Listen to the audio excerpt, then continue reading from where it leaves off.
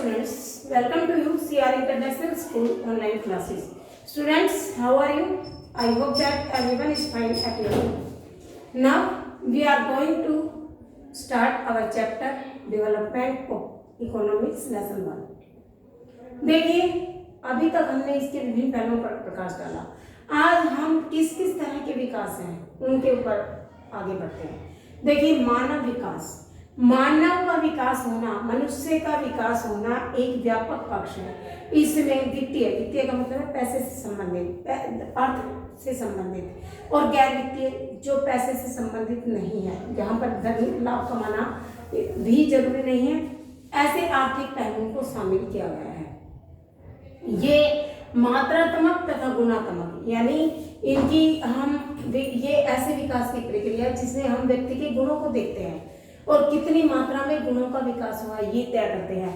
ये सभी विकासों का अंतिम लक्ष्य है, क्योंकि मनुष्य के अंदर जैसे जैसे गुण आते जाएंगे, चाहे वो शिक्षा से आए, चाहे वो उनके अंदर स्वास्थ्य से कभी बीमार ना हो, कम बीमार पड़े, या उनके अंदर जैसे समाज में उनका व्यवहार है, इस तरह के जो गुणों का समावेश है वो मानव का आर्थिक विकास है। उसे मूलभूत सुविधाओं का मिलना, अस्पताल जैसी, स्वास्थ्य जैसी सुविधाओं का प्राप्त होना, शिक्षा का प्राप्त होना, जीने के तरीकों में बेहतरी होना, ये मानव के विकास है। उसके बाद आता है आर्थिक विकास।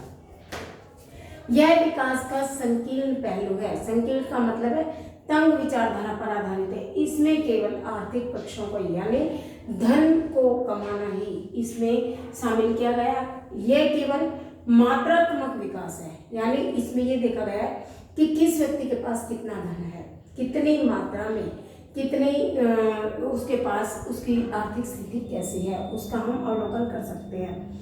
यह मानव का विकास करने में सहायक है। इस प्रकार हमने देखा मानव विकास भी और आर्थिक विकास भी दोनों ही मनुष्य का विकास करते हैं। मानव विकास दोनों पक्षों पर आधारित है, मात्रात्मक गुणात्मक पर। यह केवल मात्रात्मक, आर्थिक विकास, दोनों थोड़ा सा अंतर है। ये सभी विकासों का अंतिम लक्ष्य है और ये भी विकासों के करने में सहायक है। इसमें केवल पैसे से संबंधित, अर्थव्यवस्था से संबंधित विकास महत्वपूर्ण है। इसमें सभी पहलू आ जाते हैं, पैसे के अलावा और भी चीजें जो जीवन जीने के लिए जरूरी है। उसके बाद आता है एक सतत पहुंचने विकास या धारणीयता का विकास, जिसे हम कहते हैं।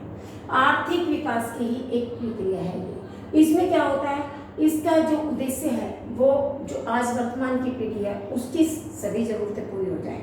हम संसाधनों का प्रयोग इस तरीके से करें कि जो आज हमारी जरूरत है, आज हमें अगर लकड़ियों की जरूरत है, ऊर्जा की जरूरत है, पानी की जरूरत है, वो सभी चीजें हमें मिले, पर्याप्त मात्रा में मिले, ताकि हमारी जरूरत पूरी हो जाए। लेकिन इतना ही नहीं, हमें भविष्य में आने वाली जो पीढ़ियां हमारी, उनके लिए भी हम उन संसाधनों को सुरक्षित रख पाए, उसकी गुणवत्ता को बना पाए। दोनों पीढ़ियों के लिए जो जरूरी है वो धारणीयता का विकास है, स्थिर विकास है। इसे 3 नामों से बुलाया जाता है। पोषणीय विकास, जिसे इंग्लिश में सस्टेनेबल डेवलपमेंट कहते हैं, धारणीयता का विकास, और सतत पोषणीय विकास या स्थिर विकास, जिसे हम ये कहें कि आज हमारी सभी जरूरतें पूरी हों, ऐसे संसाधन हमें मिल रहे हैं और उन संसाधनों को हम खत्म ना करें, बहुत सोच समझ कर उनका प्रयोग करें, ताकि भविष्य में जो पीढ़ियां आएंगे उनको उन चीज़ों की कमी महसूस ना हो, उनका भी काम चल जाए, उनके भी जीवन की गुणवत्ता बनाए रखे। ऐसा विकास लंबी अवधि के लिए किया जाता है, लंबे समय के लिए, जिसे हम सतत पोषणीय, यानी लगातार होता रहे, कभी खत्म ना होने वाला विकास। उसके बाद आता है संजीवन परक विकास। संजीवन परक का मतलब है देश या विश्व के वर्तमान विकास को ना देखते हुए, आज का जो वर्तमान विकास है इसकी परवाह ना करते हुए हम ऐसे विकास को देखेंगे जो आने वाली पीढ़ियों के लिए हम करते हैं। जैसे कि आज हमारी जरूरतें पूरी हो रही है, इतना हमारे पास पर्याप्त मात्रा में, अगर 1% कुछ कम भी हो जाए तो उसमें हम थोड़ा गुजारा कर सकते हैं। लेकिन हमें आने वाले समय के लिए, आने वाले फ्यूचर के लिए, जो जनरेशन है उसके लिए हमें कुछ ना कुछ भावी पीढ़ियों के लिए बचा कर रखना है। संजीवन परक का मतलब यही है कि जीवन के लिए जो महत्वपूर्ण है ऐसा विकास। तो इस तरह से आज हमने मानव विकास, आर्थिक विकास, सतत पोषणीय विकास और संजीवन परक विकास के बारे में पढ़ा। आज इसके अलावा भी राष्ट्रीय विकास है, जिसका कि मैंने बताया किसी भी व्यक्ति के विकास से, प्रति व्यक्ति आय से हम राष्ट्रीय विकास को काम करते हैं। ठीक है, राष्ट्रीय विकास यानी उस राष्ट्र में कितने लोगों के पास रोजगार है, कितने लोगों की प्रति व्यक्ति आय अच्छी है, कितने लोगों का स्वास्थ्य बेहतर है, ये सभी पहलू रखे जाते हैं। UNDP है वो प्रति व्यक्ति आय के साथ साथ शिक्षा को भी और स्वास्थ्य को भी इसमें जोड़ती है, जबकि विश्व बैंक केवल प्रति व्यक्ति आय से राष्ट्रीय आय की गणना करता है। ठीक है, उसके बाद हम चलते हैं अगले टॉपिक पर, जो हमारा नेक्स्ट टॉपिक है सार्वजनिक सुविधाएं। सार्वजनिक सुविधाएं का मतलब है ऐसी सुविधाएं जो देश के विकास के लिए महत्वपूर्ण है। देश का जो विकास होता है वो मतलब सभी के लिए जरूरी हो, सभी के लिए महत्वपूर्ण हो। इसमें हम शिक्षा ले सकते हैं, स्वास्थ्य ले सकते हैं, परिवहन ले सकते हैं, बैंकिंग ले सकते हैं, सार्वजनिक वितरण प्रणाली ले सकते हैं, क्योंकि ये ऐसे माध्यम है, ऐसे बीच के रास्ते हैं जो सभी लोगों को और विशेषकर गरीब लोगों को ये सुविधाएं मुहैया कराते हैं। क्यों? आधे से ज़्यादा गरीब लोग इसी पर डिपेंड होकर जीवन यापन करते हैं। देखिए, किसी के पास अपना व्हीकल नहीं है तो किससे करेगा? परिवहन उसे सरकारी मिलेगा। तो ये समाज के लिए बेहद आवश्यक सुविधाएं जो सरकार द्वारा प्राप्त करवाई जाती हैं, और सरकार को भी ये अगर सार्वजनिक रूप से ये प्राप्त करवाती हैं तो वो सस्ती पड़ती हैं, लोगों की क्षमता के अनुसार होती हैं। गरीब और जो निम्न मध्यम वर्ग के आय के लोग हैं उनके लिए बेहतर साबित होती है। देखिए, अस्पताल है, अगर हम अब किसी प्राइवेट हॉस्पिटल में जाते हैं तो हमारी जो टेस्टिंग है उसके पैसे, हमारी फीस सरकारी हॉस्पिटल से दुगना लगती है। इसी तरह से अगर हम किसी प्राइवेट इंस्टीट्यूट में जाते हैं, स्कूल है या कुछ भी और संस्थान है, तो वहाँ भी हमें, लेकिन सुविधाएं बेहतर है, हम ये मान सकते हैं कि वहाँ पे सुविधाएं बेहतर है, लेकिन एक गरीब व्यक्ति के पास, जिसके पास पैसा नहीं है, वो सुविधाओं को नहीं देखेगा, वो अपने इलाज को, अपने जीवन यापन के लिए जो उसे कम खर्च में उपलब्ध हो जाए, ऐसी परिस्थितियों को देखेगा। तो इसके लिए ये सार्वजनिक सुविधाएं, सार्वजनिक का मतलब है पूरे पब्लिक के लिए, पूरे समुदाय के लिए, राष्ट्र के लिए जो भी सुविधाएं सरकार देती है उन्हें हम सार्वजनिक सुविधाएं कहते हैं। ये लोगों की क्षमता के अनुसार होती है, मतलब लोगों के पास इतना सामर्थ्य होता है कि वो इससे कहीं भी आ जाए। परिवहन है, मान लो 50-60 रुपये कहीं आने जाने के लगते हैं, तो क्षमता के अनुसार होती है, हम उसके पैसे दे सकते हैं। फीस है अपने बच्चों की थोड़ी कम होती है सरकारी स्कूलों की, हम दे सकते हैं। अस्पताल है, उनकी भी जो फीस है वो कम होती है बजाय निजी अस्पतालों के, तो वो हम भर सकते हैं। इसीलिए इसे कहा है कि लोगों की क्षमता के अनुसार होती है। जो बिल्कुल गरीब लोग होते हैं वो यहाँ से फायदा ले सकते हैं। कौन कौन सी चीजें आती हैं इसमें? सरकारी अस्पताल आ गए, परिवहन आ गए, आप ये सरकारी स्कूल है, जल है, रेल जैसी सुविधाएं हैं। ट्रेन देखो, एक आदमी अकेला तो पूरी ट्रेन को बुक करके नहीं चल सकता, जिसके लिए हम प्लेन की टिकट भी नहीं ले सकते हैं, वो रेल से कहीं भी आ जा सकता है। और अच्छी सुविधा, कहीं भी आदमी उठ के, बैठ के, सो के, कैसे भी जाए, कम खर्च में लंबी दूरी भी तय कर सकता है। तो इस तरह से ये सार्वजनिक सुविधाएं गरीब व्यक्ति के लिए और निम्न मध्यम आय वाले व्यक्ति के लिए बहुत अच्छी साबित होती है।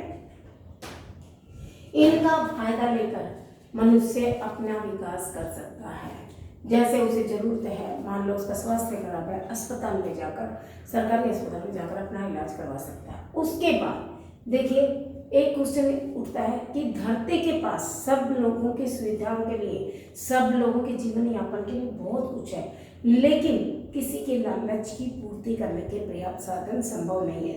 कैसे? ये मतलब आज हमारी जो धरती है इस पर वन भी है, वनों से हमें बहुत सारे फायदे हैं। लकड़ियाँ ले सकते हैं, जड़ी बूटियाँ ले सकते हैं, दवाइयाँ बनवा सकते हैं हम भोजन भी मिलता है। कुछ ये जो जंगली जानवर है इनको आवास की भी सुविधाएं प्राप्त होती हैं।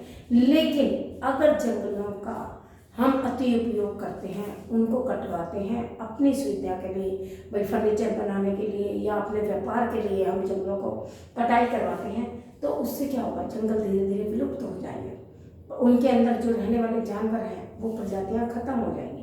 तो धरती के पास सब कुछ है, जो भी एक प्रकृति ने दिया है वो सब कुछ है, लेकिन मनुष्य का लालच इतना बढ़ता जा रहा है कि वो थोड़े से संतुष्ट नहीं होता, जीवन यापन तक वो सीमित नहीं रहता। उसे लगता है कि मुझे और ज़्यादा चाहिए, और ज़्यादा चाहिए। देखिए, पानी है, हर व्यक्ति तक इसकी सुविधा मुहैया है। अगर 2 दिन पानी नहीं आए तो हमें पानी की कमी का पता लग जाता है और हम सोचने लगते हैं कि काश हमने पानी को थोड़ा बचा कर रखता है या भर के रखा होता। लेकिन अभी भी हम इतना होने के बाद भी पानी को एक ये नवीकरणीय संसाधन होते हुए भी इसको संभाल कर नहीं रख पा रहे हैं, जिससे भूमि का जो भूमजल स्तर वो नीचे गिरता जा रहा है। क्यों? क्योंकि लोगों ने व्यापारिक वाणिज्यिक फसलों के कारण ऐसा हो गया। लोग वाणिज्यिक फसलों की पैदावार करते हैं जिसमें पानी की अच्छी पैदावार चाहिए। इसमें लोगों का लालच क्या हो गया कि दुगनी से दुगनी फसल को पैदा करो, अच्छे दामों में बेचो और पैसे को आय का स्रोत बनाओ। इसी तरह से कोयला एक ऊर्जा का अच्छा साधन है, हर जगह पर प्रयुक्त होता है। का उद्योगों में, हमारे घरों में या जो लोह प्रज्वलन के लिए जो भट्टियाँ प्रयोग किया जाती है वहाँ पर कोयले का यूज होता है। लेकिन इसके ज़्यादा प्रयोग से जब लोगों को लगता है ना कि भाई अब हमें कोयला सस्ता मिल रहा है या कोयले से हम ये चीज़ें कर सकते हैं, तो वो क्या करते हैं, इसका ज़्यादा से ज़्यादा यूज़ करते हैं। क्योंकि और संसाधनों की बजाय ये अधिक और खनिजों की बजाय कोयला जो है वो सस्ता पड़ता है। ज़्यादा प्रयोग करने से क्या हो रहा है, धीरे धीरे वातावरण प्रदूषित हो रहा है, पर्यावरण को खत्म, मतलब एक तरह से प्रदूषण हानि पहुँचती है, क्षति पहुँचती है। उसके बाद उद्योगों से उद्योग धंधे लगते हैं। आप देखिए रात को भी मशीनें चलती हैं, कारखाने चलते हैं, फैक्ट्री चलते हैं, दिन में भी चलते हैं। उससे क्या होता है कि पर्यावरण को क्षति पहुँचती है। उसमें आप ये ध्वनि प्रदूषण है, वायु प्रदूषण है और जल प्रदूषण है, क्योंकि उद्योगों से निकला पूरा कचरा पानी में बहाया जाता है। उससे जितना शोर शराबा होता है, कानों को हमारे नुकसान पहुँचता है। जो व्हीकल्स है वो भी रात बिरात चलते रहते हैं उद्योगों तक यात्रियों को ले जाने के लिए, लोगों को ले जाने के लिए। तो इस तरह से उद्योगों में अगर दिन रात काम होता है, क्यों? क्योंकि उद्योगपति ज़्यादा मुनाफा कमाना चाहते हैं। तो उसके लिए क्या होता है, अधिक पर्यावरण को क्षति पहुँचती है। अति आवश्यक चीज़ें जरूरी हैं, लेकिन आवश्यकता से अधिक किसी चीज़ का उपयोग किया जाना बेहद खतरनाक है। अधिक उपयोग से भंडार में कमी आती है। जो चीज़ें हमने एक रखी है कि आगामी भविष्य में काम आएंगी, उन चीज़ों की धीरे धीरे कमी पड़ती जा रही है और पर्यावरण में संतुलन धीरे धीरे बिगड़ता जा रहा है। इसी से एक क्वेश्चन निकलेगा कि पर्यावरण में गिरावट के क्या परिणाम हो सकते हैं। तो पर्यावरण गिरेगा, जब पर्यावरण प्रदूषित होगा तो उससे क्या होगा, वैश्विक ताप बढ़ेगा, एसिड वर्षा होने लगेगी। बांधों का निर्माण करने के लिए उद्योगपति पैसा ज़्यादा कमाना चाहता है, इसलिए जहाँ पर भी उसे लगता है कि मैं बांध बना सकता हूँ, इस नदी पर पैसा लगाकर वो वहाँ पर बांध बनाता है। उससे क्या होगा, आसपास के जो लोग हैं उन्हें अपनी जगह छोड़नी पड़ती है, विस्थापन करना पड़ता है। पूरे गांव के गांव खाली हो जाते हैं। वनों की कटाई से क्या नुकसान है कि वनों से मिलने वाली जो हमारी प्राकृतिक संपदा है वो धीरे धीरे खत्म होती जा रही है। वन्य जीव जंतु, वनों से मिलने वाले लाभ हमें धीरे धीरे हटते जा रहे हैं, क्योंकि मनुष्य का लालच इतना बढ़ गया, धरती खत्म होती जा रही है। आप ये सोचो कि पहले कहीं मनुष्य एक कमरे में भी संतुष्ट हो जाता था, आज उसको बड़े बड़े फ्लैट बना के दे दो। पैसे कमाने के लिए मनुष्य बड़े से बड़े फ्लैट बनाता है, प्लानिंग करता है, और एक को देख के दूसरा, दूसरे को देख के तीसरा, खेतों की प्लाटिंग होती है। तो उससे क्या, खेत भी कम हो रहे हैं और जो लोग बिल्कुल वनों की तरफ खिसकते जा रहे हैं। मतलब अपने लाभ के लिए मनुष्य दूसरों का नुकसान तक करने में नहीं चलता है। खनिज तेल की कमी से, कोयले के ज़्यादा प्रयोग से और उर्वरकों तथा कीटनाशकों का भी अधिक प्रयोग होने से मृदा अपरदन होता है, फसलें खराब होती है। अगर हम ज़्यादा मात्रा में कीटनाशकों का प्रयोग करेंगे तो उसके भी दुष्प्रभाव होते हैं, धरती धीरे धीरे खोखली हो जाती है। फसलों को कीड़ों से बचाने के लिए हम करते हैं, लेकिन उन कीटनाशकों का अधिक प्रयोग होता है तो फसलें खराब भी होने लगती हैं। तो इस तरह से पर्यावरण में जो ज़्यादा मात्रा में हम किसी भी चीज़ को यूज़ करते हैं वो कमी तो होती है, लेकिन पर्यावरण को नुकसान भी पहुंचता है। इसलिए एक संतुलित, एक जरूरत पड़ने पर ही हमें उस चीज़ को यूज़ करना चाहिए। उसके बाद आते हैं व्यक्ति की जेब में पड़े धन से क्या सभी वस्तुएं खरीदी जा सकती हैं। एक क्वेश्चन ये उठता है, हम ये कहते हैं कि प्रति व्यक्ति आय से मनुष्य का विकास होता है, उसी पर ये क्वेश्चन बना है कि क्या मनुष्य के पास आय अच्छी है, पैसा अच्छा है, तो क्या वो सारी सुविधाओं को प्राप्त कर सकता है? नहीं, बिल्कुल गलत है। क्योंकि पैसे से हम मानते हैं आज पैसा जरूरत है सभी की। पैसा जिसके पास है वो अच्छा इलाज भी करा सकता है, अच्छी शिक्षा भी दिला सकता है, अच्छा घर बना सकता है, गाड़ी ले सकता है, बंगला ले सकता है, लेकिन फिर भी कुछ चीज़ें ऐसी हैं जो पैसा होने पर भी मनुष्य कभी नहीं खरीद सकता। सबसे पहले तो शांति, सुरक्षा और अच्छा स्वास्थ्य नहीं खरीद सकता। मनुष्य सुख खरीद नहीं सकता, ऐश आराम खरीद सकता है।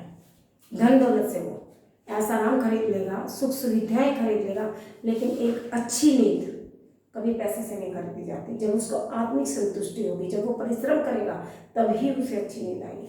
एक अच्छी नींद कभी भी इन पैसे से नहीं खरीदी जा सकती है।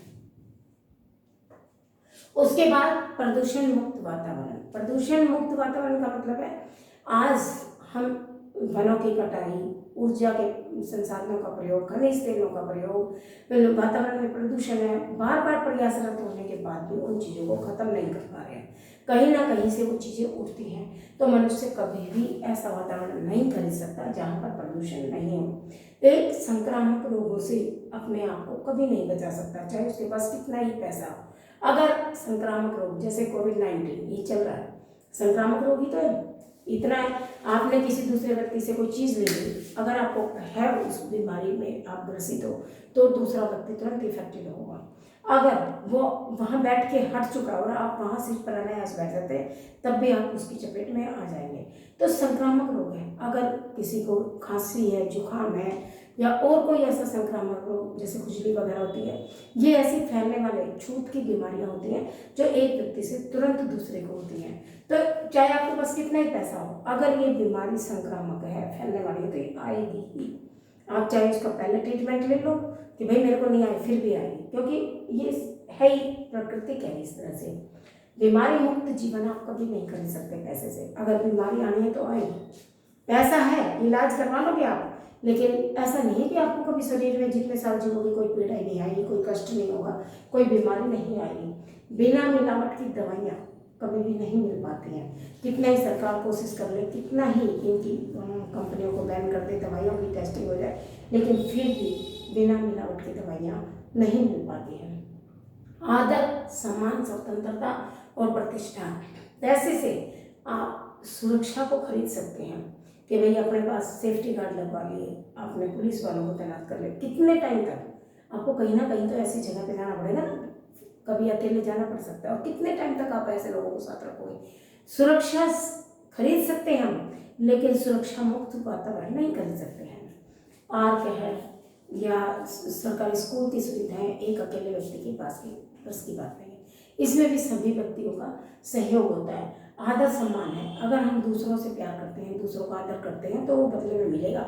ऐसा नहीं है कि हम दूसरों का तो सम्मान करें नहीं और उसको पैसे देके जबरदस्ती करें, मेरा आदर क्या करो, मेरा सम्मान, डर के मारे वो कर लेगा कुछ देर, लेकिन पीठ पीछे वो बुराई करेगा। तो ये कुछ चीज़ें ऐसी हैं। प्रतिष्ठा है, स्वतंत्रता, आज़ादी, इंसानों को क्या, पशुओं को भी, पक्षियों को भी प्यारी होती है, ये भी आज़ादी से रहना चाहते हैं, लेकिन ऐसा नहीं है कि हम धन से उस आज़ादी को खरीद सकते हैं। ये क्वेश्चन आपके बार पेपर में आया हुआ है, मोस्ट इंपॉर्टेंट क्वेश्चन है, और हर लेसन के आप देखो कोई 1 नंबर में आएगा, कोई 3 नंबर में, कोई 5 नंबर में। क्वेश्चन तो कहीं ना कहीं से आ रहा, पढ़ के सब कुछ जाना है। मोस्ट इंपॉर्टेंट क्वेश्चन है, हर साल आया रहता है, कभी 3 नंबर में, कभी 5 नंबर में। अब के बारे में 5 नंबर में क्वेश्चन था, ठीक है। एक क्वेश्चन और उठता है, समाज में लड़कियों का विकास क्यों नहीं हो पाता है? क्यों नहीं होता है ऐसा कि हम ये कहते हैं विकास होना चाहिए, आर्थिक विकास होना चाहिए, विकास होना चाहिए, फिर हम मानव विकास को भी काउंट करते हैं, तो फिर लड़कियों का विकास क्यों नहीं होता? क्यों? क्योंकि वैचारिक मतभेद है। हमारा समाज ऐसा है जो एक तो भेदभाव करता है लड़की और लड़की में। उनके एक हमारी जो पुरानी जो रीतियाँ हैं, जो हमारी संस्कृति है या जो धर्म ग्रंथ है, उनमें एक ही मान्यता है कि लड़का अगर अपने माता पिता का दाह संस्कार करता है, क्रियाक्रम करता है अंतिम, तो उसकी मुक्ति होती है, उसे स्वर्ग की प्राप्ति होती है। लेकिन मरने के बाद किसने देखा और किसने आके बताया? ये सब चीज़ें मिथ्या है। आज आप देखते हो कई जगह पे लड़कियां भी अपने माता पिता का अंतिम क्रियाक्रम करती हैं। क्यों? क्योंकि समाज में बदलाव आया है, और बदलाव लाने वाले कौन होते हैं? हम और आप जैसे लोग। लेकिन फिर भी अभी रूरल एरिया में और कई जगह पर ऐसा होता है कि लड़के और लड़कियों में भेदभाव किया जाता है। लड़कों को उच्च शिक्षा दी जाती है, लड़कियों को स्कूल तक भी नहीं भेजा जाता है। कुछ हमारा जो माहौल है उसके कारण भेदभाव हो जाता है अपने आप, क्योंकि लड़कियों की सुरक्षा को देखते हुए माता पिता डरते हैं उन्हें दूर के स्कूलों में भेजते हुए, माहौल को देखते हुए उन्हें बाहर भेजने से कतराते हैं।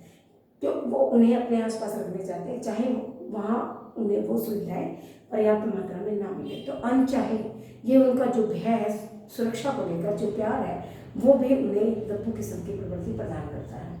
दूसरा, गरीबी, जो आज भी हमारे समाज में बहुत ज़्यादा गरीबी है, लोगों में बहुत ज़्यादा उन्हें आय के साधन प्राप्त नहीं है, बेहतर सुविधाएं नहीं प्राप्त है, इसलिए परिवार में से एक या दो बच्चों को पढ़ाना चाहते हैं तो वो ये सोचते हैं कि हम लड़कियों की शिक्षा पर क्यों पैसा वेस्ट करें, इन्हें तो अगले घर जाना है, पढ़ाएंगे हम और कमा कर देंगे अगले घर। लेकिन आज की सोच में बदलाव है, आज समाज पहले से बहुत सुधर गया। लड़के बल्कि किसी कारण से पीछे रह जाते होंगे, लड़कियां नहीं होती, आज सबके दो बच्चे, ज़्यादा से ज़्यादा 3 होंगे। तो सभी की क्या होता है कि लड़कियों की शिक्षा पर पर्याप्त ध्यान दिया जाता है। विचारिक मतभेद के साथ साथ लिंग भेद भी है, क्योंकि लड़के लड़कियों में भेद किया जाता है। आज भी हमारे समाज में, राजस्थान जैसे यूपी वगैरह में आज भी एक भ्रांति है कि लड़कियों को कम पढ़ाना चाहिए। लेकिन कई जगह ऐसी है, केरल है, बिहार है, अपना हरियाणा है, आप देखो पंजाब है, यहाँ लड़कियों को उच्च दर्जा प्राप्त है। उनको समानता में लाने के लिए रोजगार के अवसर भी प्राप्त करवाए गए हैं, उनकी शिक्षा पर भी विशेष ध्यान दिया जाता है और एक को देखकर दूसरे माता पिता भी प्रेरित होते हैं। धीरे धीरे डर खत्म होता जा रहा। आज हम इस एरिया में बैठे हैं, थोड़ा बाहर निकल कर देखोगे दिल्ली जैसे इलाकों में तो अधिकतर बच्चे पढ़ने के लिए आते हैं, लेकिन पढ़ता कौन है? वही बच्चा जो एक लक्ष्य को लेकर बाहर निकलता है। कुछ ऐसे होते हैं जो बाहर निकलने के बाद दूसरी हवा में चले जाते हैं, तो उस चीज़ से भी पेरेंट्स डरते हैं। ये कुछ ही कारण है, लेकिन सरकार ने लड़कियों की 14 साल तक की शिक्षा फ्री कर दी है, मतलब जब तक वो +2 हो वहाँ तक, कि ताकि माता पिता उनको पढ़ाई से रोक ना पाए।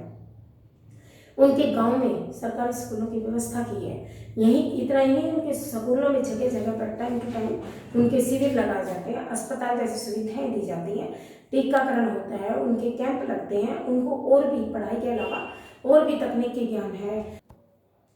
गवर्नमेंट भी प्रयासरत है। अगर पहली बात तो उनके गांव में स्कूल बनवाए जा रहे हैं, फिर भी ऐसा हो जाता है कि स्कूल कॉलेज थोड़े से डिस्टेंस पे है, तो लड़कियों को फ्री पास सुविधा दी जाती है ताकि वो अपनी शिक्षा को रोके ना किसी भी तरह। अगर पेरेंट्स लाचार हैं, उनको उस शिक्षा से वंचित कर रहे हैं, तो लड़कियां खुद पढ़े, उनको खेल में भी आगे रखा जाता है, सारा खर्चा गवर्नमेंट उठाती है उनको। आज देखो नेवी, आर्मी, पुलिस, डॉक्टर, आप किसी भी भाग महकमे में ले लो, उन लड़कियों को भर्ती किया जाता है। किस लिए?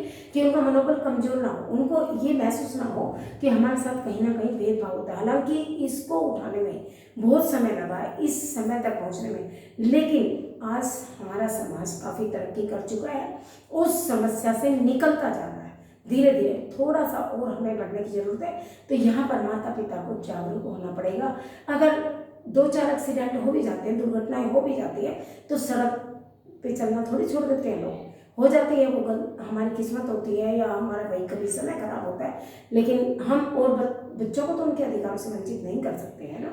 इसलिए लड़कियों को ज़्यादा से ज़्यादा शिक्षा दिलानी चाहिए, बल्कि माहौल को देखते हुए ज़्यादा दिलानी चाहिए, शिक्षा दिलानी चाहिए, उनको नौकरियाँ देनी चाहिए, ताकि आगे भगवान ना करे पता नहीं परिस्थितियाँ कैसे मिले उन्हें, तो उस समस्या से अपनी शिक्षा के थ्रू ही निकल पाती हैं। इसलिए लड़कियों को विकास के लिए उनकी शिक्षा का, उनका हर तरह से ज्ञान को बढ़ाना जरूरी है, चाहे वो तकनीकी ज्ञान हो, चाहे व्यवहारिक ज्ञान हो, उन्हें हर क्षेत्र में आगे करना जरूरी है।